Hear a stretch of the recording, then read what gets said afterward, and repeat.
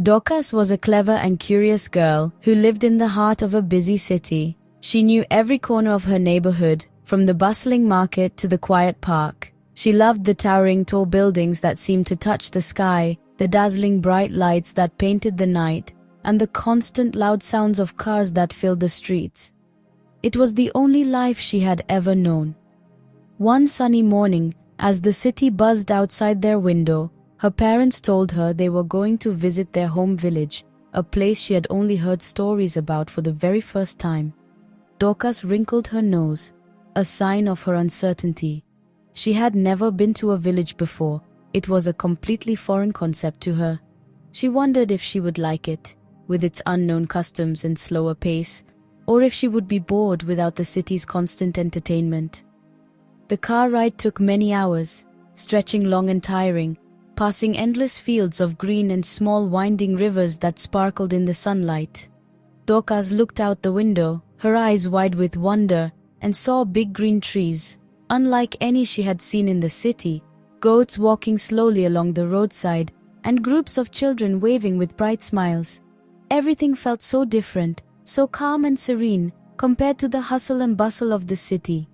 When they finally arrived, the village was quiet and peaceful, a stark contrast to the city's constant noise. Chickens ran around freely, pecking at the ground. Women carried baskets filled with goods on their heads with effortless grace. The air smelled sweet and fresh, carrying the scent of flowers and earth. Dorcas's parents were overjoyed to see their old friends and family, their faces beaming with happiness.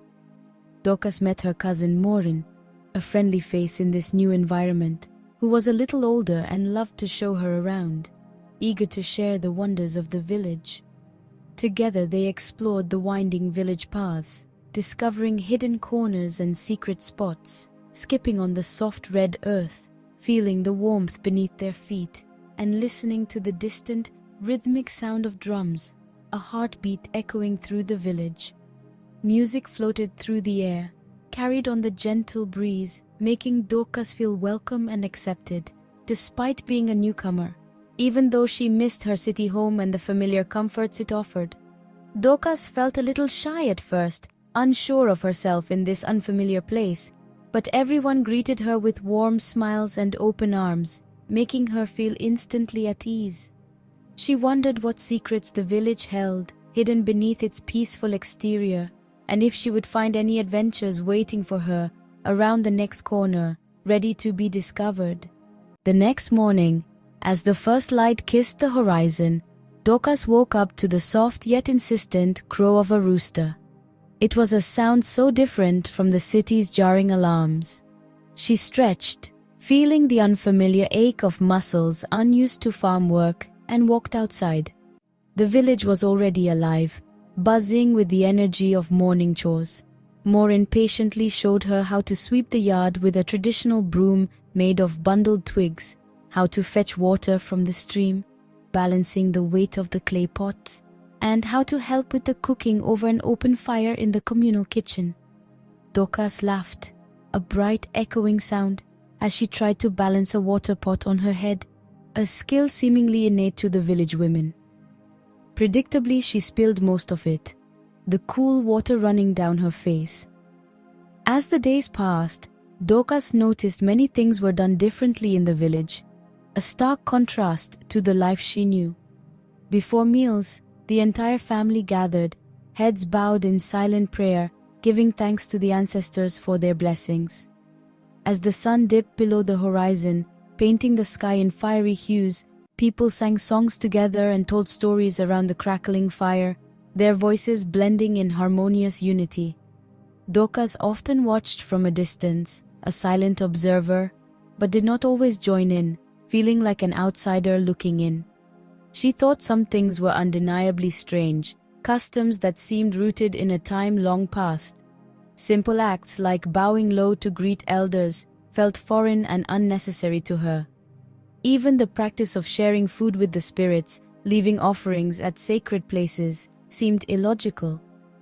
Maureen, sensing her confusion, explained gently, "These are our customs, Dorcas. They are the threads that bind us together, keeping our village happy and peaceful."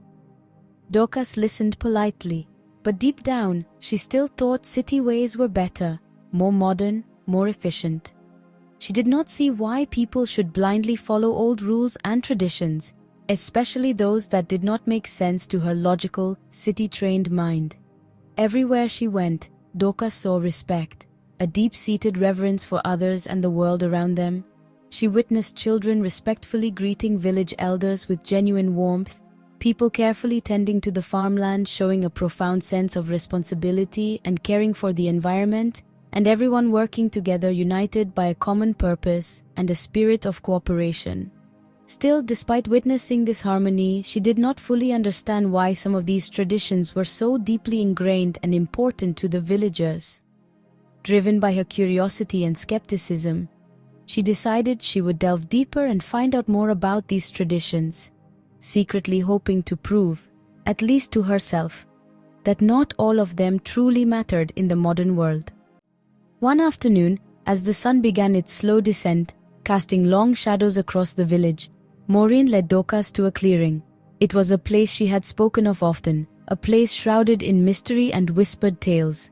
In the very center of this secluded space stood a large, old tree stump, its weathered surface bearing the marks of countless seasons. It was a silent sentinel, a relic of a bygone era. It was covered with colored cloths, vibrant hues that seemed to pulse with an energy all their own. These were not mere decorations, but offerings, symbols of respect and reverence, and shiny beads, catching the light and scattering it in a dazzling display. Each bead, each cloth, told a story of devotion and belief. Some bowls of food, carefully prepared and presented, were placed reverently around it, sustenance for a spirit world unseen.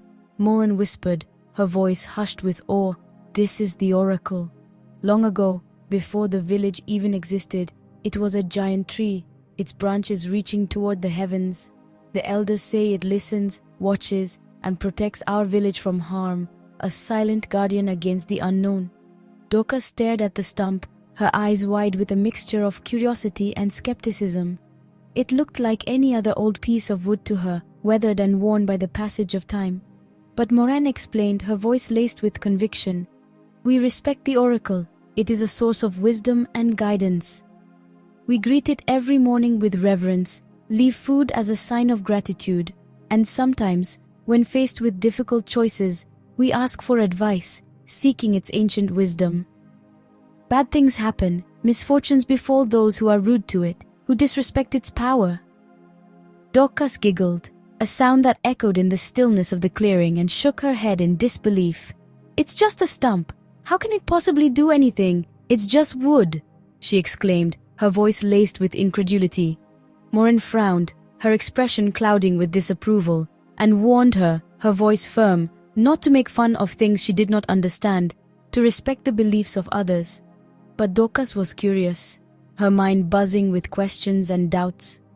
She wanted to see for herself, to test the boundaries of belief and reality, to see if it was true. The villagers passed by that stump each day, their routines as predictable as the rising sun, bowing their heads in reverence and speaking softly, their voices barely audible whispers carried on the wind. Dorcas watched them from behind a bush, hidden amongst the foliage, feeling braver than ever, a thrill of defiance coursing through her veins. She wondered, her mind racing, what would happen if she did not listen to the warnings, if she dared to challenge the oracle's power. Dorcas decided, her heart pounding with a mixture of excitement and trepidation, she would find out for herself if the old stump was really special, if it truly held the power the villagers believed it did. One morning, Dorcas woke up earlier than everyone else. She slipped out of the house, her heart beating fast. She tiptoed to the clearing where the oracle stump sat alone. The sun was just rising, painting the sky orange. Dorcas looked around. No one could see her. She laughed quietly and said, "Let's see if this piece of wood can really do anything." Then, in her mischief, she pulled down her shorts and urinated right on the old tree stump. She giggled and ran back to the house, feeling bold and a little proud. Later that day, Maureen told Dorcas that the elders had noticed something strange at the oracle. Dorcas kept quiet, hiding her secret behind a nervous smile. She thought nothing bad would happen. To her, it was just a funny story. But the village seemed quieter than before. The drummers played softly. People looked worried. Dorcas felt a little strange as she walked through the village, but she pushed the feeling away. It was not long before Dorcas's life changed in a way she never expected. That night, Dorcas woke up suddenly. She needed to urinate badly. She ran outside, relieved herself, and went back to bed. But minutes later, she felt the same urge. She hurried out again, but the feeling would not stop. She became scared. All through the next day, Dorcas could not control her bladder. She ran to the latrine again and again. The other children noticed and whispered. Dorcas felt embarrassed and frightened. She tried to hide it, but she could not. Her parents grew worried. They thought she had caught a sickness. They gave her herbs and water, but nothing helped. The village doctor made her drink bitter medicines, but Dorcas's problem only got worse. Dorcas grew tired and weak. She missed playing and laughing. She longed to feel better, but nothing worked. She wished she had listened to Morin and the elders.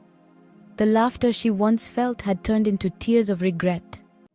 Days passed, but Dorcas's trouble did not stop. Her parents took her to the town hospital. The doctors there checked her and tried their best, but no medicine helped. Dorcas felt more and more ashamed. She missed her city life, but now she wished for nothing except to be well again. Back in the village, her cousin Morin stayed by her side. "Let's ask the elders for help," Morin suggested gently. Dorcas nodded, too tired to argue. Her parents agreed, hoping that the village wisdom might heal their daughter. Together, they walked to the home of the oldest woman in the village. She listened closely, her eyes kind but serious. "Some things," she said, "are not for medicine to fix. The spirits must be respected. Go to the shrine and tell the priest what happened." Dorcas's heart pounded. She feared what the priest might say, but she knew she had to face the truth. Morin squeezed her hand, giving her courage. The journey to the shrine would change everything for Dorcas. The shrine was quiet and cool, hidden beneath tall trees. The village priest sat on a mat, wearing a robe made of colorful cloth. Dorcas, her parents, and Morin knelt before him. The priest's eyes were deep and wise, and he listened as Dorcas's father told the story. But Dorcas knew she had to speak. With a trembling voice she confessed, "I laughed at the oracle and urinated on it. I am sorry." The priest nodded, not angry but sad. "Our customs are not just old stories," he said gently. "They protect us. When we show disrespect, we hurt the spirit of our home." He told Dorcas that she must make amends. She would need to serve the oracle every day. Wash it, cover it with clean cloth, and bring it food. Only through respect and hard work could she hope to be forgiven. Dorcas's parents agreed. Morin promised to help her. Dorcas felt scared but also sorry for her actions. She wanted to be well again and make the village proud. Her journey of healing and respect had just begun. From that day, Dorcas visited the oracle stump each morning. She brought a bowl of water and gently washed the old wood. She placed new cloths over it and set out plates of yam and fruit as offerings. Villagers watched and nodded in approval. Morin helped, singing cheerful songs as they worked. At first, Dorcas felt shy and embarrassed, but soon she noticed the stump seemed to glow in the early sunlight. Birds sang around the clearing, and butterflies danced in the air. Each day, Dorcas spoke softly to the oracle, saying, "I am sorry. Please forgive me." Month after month, Dorcas worked hard. Her hands grew steady, and her heart grew humble. The other children joined her, making the work light and joyful. The village drummers played happy rhythms again, and the elders smiled at Dorcas's efforts. Slowly, Dorcas's problem began to fade. She could sleep through the night without worry. Her energy returned, and she felt peace in her heart. The villagers saw her change and welcomed her back with open arms. Dorcas knew now that respect and kindness could heal even the deepest hurts. When Dorcas was finally well, the whole village gathered to celebrate. The drummers played, women sang, and the children danced around the clearing. Dorcas thanked the oracle and the villagers. She stood tall and proud, her eyes shining with gratitude. Dorcas hugged her cousin Maureen and thanked her for her help. She promised the elders, "I will always respect the ways of others, even if I do not understand them. I have learned that every tradition matters." Her parents were proud and happy to see their daughter changed for the better. The time soon came for Dorcas to return to the city. She waved goodbye to her friends and the peaceful village. As the car rolled away, she looked back at the oracle stump, now covered with bright cloths and surrounded by happy villagers. Dorcas carried the lesson with her. Always show respect to others, and you will find peace and happiness wherever you go.